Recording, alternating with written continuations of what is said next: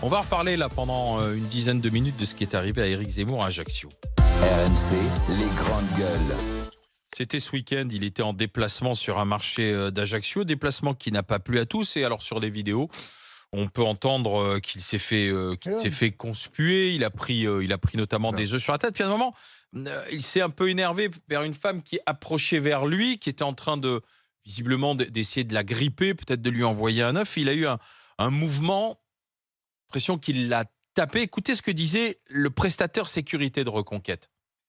Dans un mouvement défensif, son garde du corps essaye de maîtriser la personne qui l'agresse et Éric Zemmour se retourne, la repousse dans un mouvement défensif pour pouvoir s'extraire de la situation de danger dans laquelle il est. Frapper à son tour. Alors il ne frappe pas la personne, c'est vraiment, il va se mettre lui-même en sécurité, il va s'extirper. Il est depuis 5-10 minutes sous une pluie de projectiles, d'insultes, et là d'un coup, il reçoit un coup dans le dos. À ce moment-là, vous ne savez pas si c'est une pierre, si c'est un coup de couteau. Et donc, le premier réflexe, mais qui serait le vôtre, qui serait le mien, qui serait celui de tous les Français, c'est de se dégager, c'est de repousser son agresseur. Voilà, c'était un mouvement défensif. Oui, alors ce qui est amusant, c'est qu'une partie de la presse, avec beaucoup de mauvaise foi, transformait ça en deux points, ouvrez les guillemets, Éric Zemmour a frappé une militante. Mais c'est ça le problème. Alors, c'est quand même... Non, mais c'est ça qui est là, incroyable. on inverse un peu les choses. On peut détester Éric Zemmour et ce qu'il représente. Il a le droit d'aller en Corse, il a le droit d'aller faire campagne sur un marché à Ajaccio. Il est accueilli quand même par une quinzaine de militants de gauche, des membres du Parti communiste qui étaient sur place, des membres de la CGT. C'est pas moi qui le dis, c'est Corse Matin. C'est toujours un peu les mêmes qui perturbent. D'ailleurs, les mêmes qui derrière vont défendre la liberté d'expression pour d'autres, mais qui ne supportent pas la liberté d'expression de ceux qui pensent pas comme eux. Et donc, ces militants l'ont traité de facho, dégage, etc. La Corse, c'est pas pour toi. Et puis, il y a eu cette femme qui effectivement arrive par derrière, une veste qu'on voit sur les vidéos, en jean. Elle tente de lui jeter un œuf. Et à ce moment-là, Éric Zemmour se retourne, un réflexe pour essayer de la pousser. Est-ce qu'il a frappé cette militante? Est-ce qu'il devait se laisser faire? Qu'est-ce que vous en pensez? Mais ce qui est incroyable, c'est comment est réécrite l'histoire. Le problème, c'est pas Zemmour, qu'on l'aime ou qu'on l'aime pas. Personne vous demande de vous exprimer si vous l'aimez ou vous l'aimez pas. C'est une situation.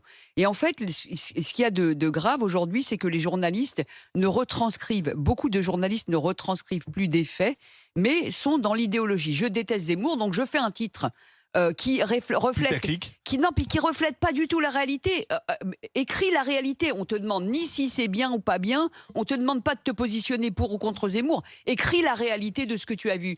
Ensuite, les lecteurs jugeront. Ensuite, les lecteurs verront. Or là, qu'est-ce qui se passe une fois de plus? Une fois de plus, on renforce les électeurs à la fois de Reconquête et du RN en disant, voilà, une fois de plus, le camp du bien se permet, en plus de mentir, pour encore salir des candidats qui ont tout à fait le droit et la liberté de faire campagne, de dérouler leurs opinions, si tant est qu'ils restent dans les clous, etc. etc. Donc, il n'y a rien de gagné, il n'y a aucune gratification à lutter contre les extrêmes à partir du moment où on ne raconte jamais la vérité et on raconte plutôt une idéologie qui ne sert que soi-même. Et c'est ça le problème. Moi, je me mets à la place d'Éric Zemmour. Je vais quelque part, on considère que je ne suis pas la bienvenue. On va pour m'agresser. Pour me jeter je ne sais quoi d'ailleurs, parce que je ne le vois pas. Qu'est-ce que je fais? Je peux très bien me retourner et vouloir rendre le coup ou pousser la personne. J'allais dire sa position de se défendre. Quand Bayrou se retourne et met une baffe à un môme, un mineur. Tout le monde a applaudi. Parce qu'il a fait les poches. Tout le monde a applaudi. Personne n'a titré. Alors que c'était plus facile, c'était voilà, un môme. C'était un gosse, donc c'était 2 fois plus facile. Si on fait le parallèle entre 2 hommes politiques, dont un se fait faire les poches et il met une tarte à un gosse qui était derrière lui, la réaction a été... On dit que c'est une femme. Alors tout d'un coup, il ne faut pas frapper une femme. C'est ça. Mais il ne faut pas frapper un gosse non plus, une gifle. Je suis d'accord. C'est pas mieux, c'est pire même. Oui. Là, il s'est défendu. Non, il n'a pas frappé une femme. C'est une femme qui était venue pour lui lancer un œuf et il a eu une réaction de se défendre. Mais c'est pas pareil. Là, Bayrou, il lui fait la poche et il se retourne, il lui met une gifle. Ouais. Tout le monde a applaudi Bayrou. C'est quand même incroyable. Non, j'étais aussi stupéfait de voir les médias et aussi quelques responsables politiques dire Éric Zemmour lève la main sur une femme. Oui. C'est une honte, je veux dire. Il a une espèce de harpie hystérique qui lui balance des œufs sur la gueule. Et qu'est-ce qu'il devrait faire exactement ? Oui, il aurait fallu mettre Katniss pour le protéger. Et lui, au moins, il sait faire. Tac, ça aurait réglé le problème.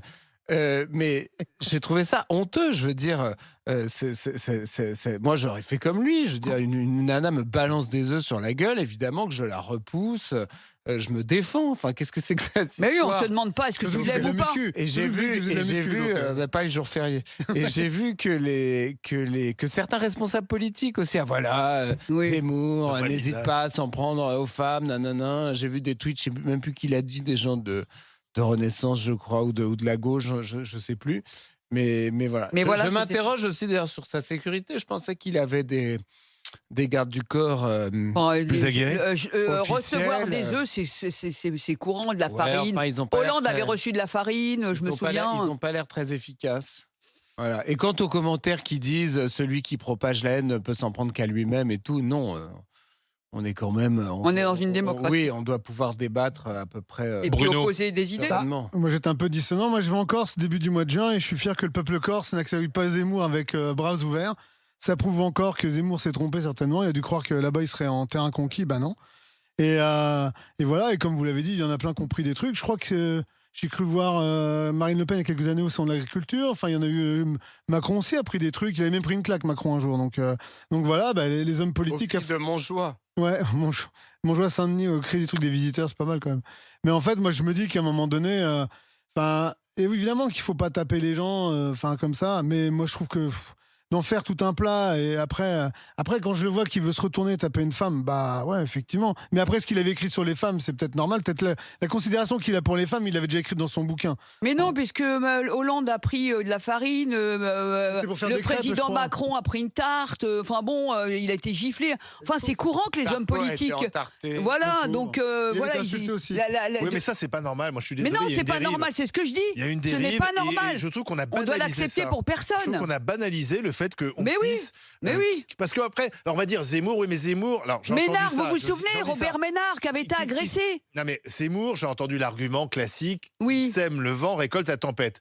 Mais alors, dans ce cas-là. Bah, Hollande, avec la finance, pareil. On s'en prend à Macron. On a toujours bonne raison de s'en prendre à quelqu'un. Mais oui. Et on va s'en prendre à Mélenchon parce qu'on n'est pas d'accord sur Gaza. Mais oui. On est pas la République. La République a pris donc, c'est un argument qui n'est pas recevable. Mais non, mais absolument pas. Il faut surtout pas rentrer là-dedans parce que cette histoire de dire oui, mais Zemmour. Après, on peut toujours légitimer la violence. Mais chacun dans son camp va Grégory va en discuter avec nous. Bonjour Grégory.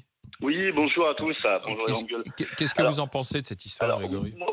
Moi qui déteste ce que peut représenter un Éric Zemmour, et qui souvent ne suis pas forcément d'accord avec les opinions d'Olivier, là je trouve que c'est très bien ce qu'il a fait. C'est-à-dire qu'il faut quand même reconnaître que les médias, pour faire du buzz, là déclarent comme quoi Éric Zemmour s'en serait pris violemment à une militante. Ouais.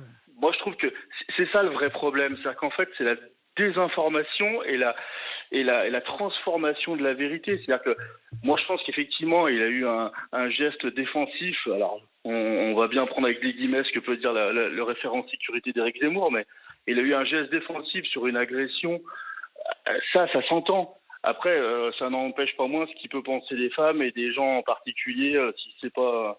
Ça, c'est autre chose. Ça, c'est autre chose. Dire, c'est autre chose. Exactement. Mais il faut le combattre sur ses idées. Ben voilà. Exactement. Et d'ailleurs, quand on est journaliste et qu'on relate des faits, on relate des faits. On vous demande pas votre avis. Est-ce que vous aimez ou pas Éric Zemmour ? C'est pas ça la question. Exactement. Et le problème, c'est que ça fait, je sais plus comment s'appelle cet effet, mais l'effet totalement inverse, c'est qu'au final, on va victimiser encore une fois de plus.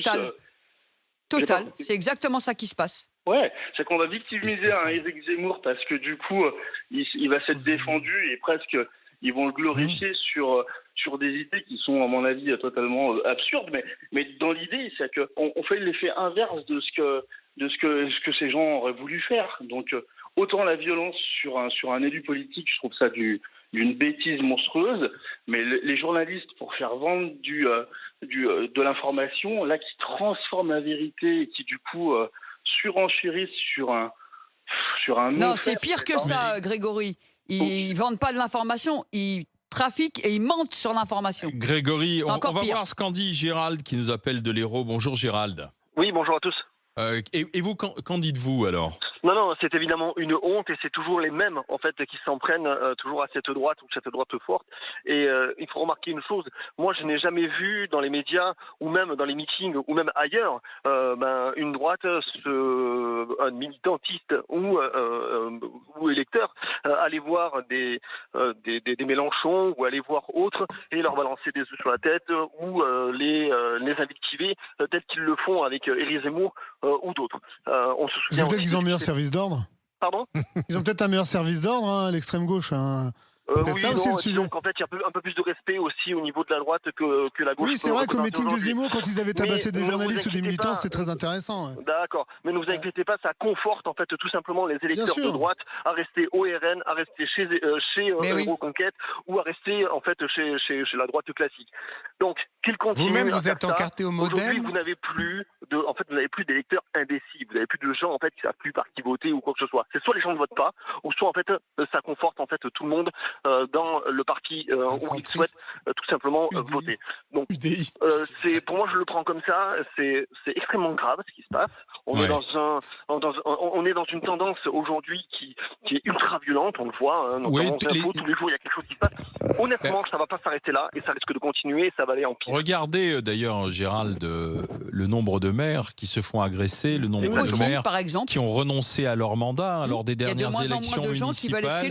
Vous en aviez quasiment 30% qui avaient renoncé à se représenter, tant la charge est lourde, et tant la charge est lourde moralement et physiquement. Des maires qui se font frapper, parce qu'il va voir le voisin qui balance ses déchets n'importe où, et il se prend une gifle. Enfin, non, mais c'est exactement ce qui se passe. C'est-à-dire que les gens, comme la gauche a entre guillemets légitimé le fait que quand la gauche est violente envers la droite et l'extrême droite, c'est pas très grave. Et comme elle a légitimé cette culture-là, finalement, elle a radicalisé encore plein de gens. C'est-à-dire qu'à chaque fois, au lieu d'être dans le débat d'idées de fond d'une société contre une société, d'être dans la démocratie pure et dure, c'est-à-dire qu'on débat, y compris avec les gens qui sont à l'opposé de ce qu'on pense et qu'on y va argument contre argument, on a radicalisé des militants. Et c'est vrai que globalement, c'est plutôt la gauche qui a ce sentiment de puissance dans le camp du bien et qui dit « je peux agresser des gens d'extrême droite parce que de toute façon, c'est des méchants ». Allez-y, Gérald, oui. Non, c'est bon. Merci à vous. Ah, d'accord. Grégory, c'était Grégory. Allez-y, je vous en prie. Zora, pourquoi cliver de gauche la violence ? Enfin, moi, c'est là où est mon problème. C'est-à-dire que du coup, vous faites le même jeu que ces médias. C'est-à-dire que pourquoi dire que la violence appartient à la gauche ? Moi, je suis désolé. Non, j'ai pas dit ça. J'ai dit que la violence était toujours mieux perçue lorsque c'est quelqu'un de gauche qui la commet vis-à-vis de quelqu'un d'extrême droite que l'inverse. La gauche s'indigne plus facilement lorsque c'est quelqu'un d'extrême droite qui attaque quelqu'un de gauche que l'inverse. Pourquoi ? Parce que la gauche a décrété qu'elle était le camp du bien, qu'elle pensait mieux que tout le monde et qu'elle avait de toute façon raison sur tout. Et ça, c'est un vrai problème. Parce qu'on ne va pas convaincre des électeurs, on ne va pas convaincre des Français qu'on a la meilleure solution que les autres en légitimant la violence, quelle qu'elle soit. Alors, et Grégory... le cas Zemmour est l'illustration de ce que je viens de dire. Grégory et Gérald, je vous remercie d'avoir participé à nos discussions tous les deux. Passez une bonne journée, que ce soit du côté du Rhône ou de l'Hérault. Merci Grégory, merci d'avoir été avec nous.